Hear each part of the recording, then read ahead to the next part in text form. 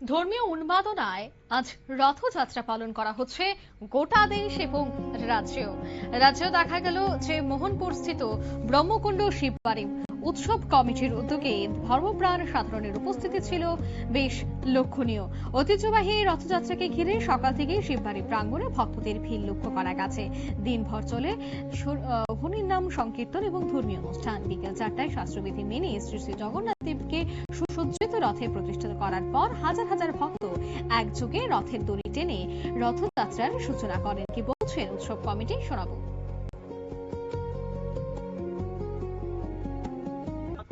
ব্যাপক উৎসাহ এবং উদ্দীপনার সাথে আমাদের চিফ গেস্ট রয়েছেন প্রতীক বাবু, রাজকুমার দেবনাথ মহোদয় এবং অত্র অঞ্চল এলাকার সকল ভক্তবৃন্দ।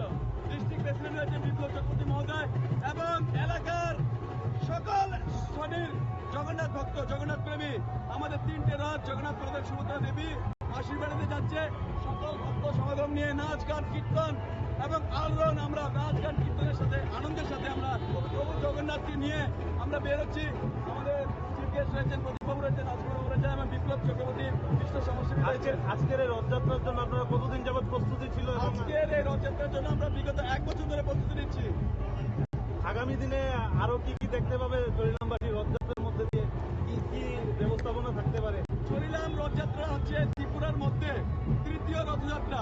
আর আমাদের শিবাজি আপনারা শুনলেন, অর্থাৎ এই রথযাত্রাকে কেন্দ্র করে কিন্তু একেবারে উৎসব মুখর পরিবেশ, ভক্তদের উচ্ছ্বাস এবং অংশগ্রহণে গোটা এলাকায় উৎসব মুখর হয়ে ওঠে।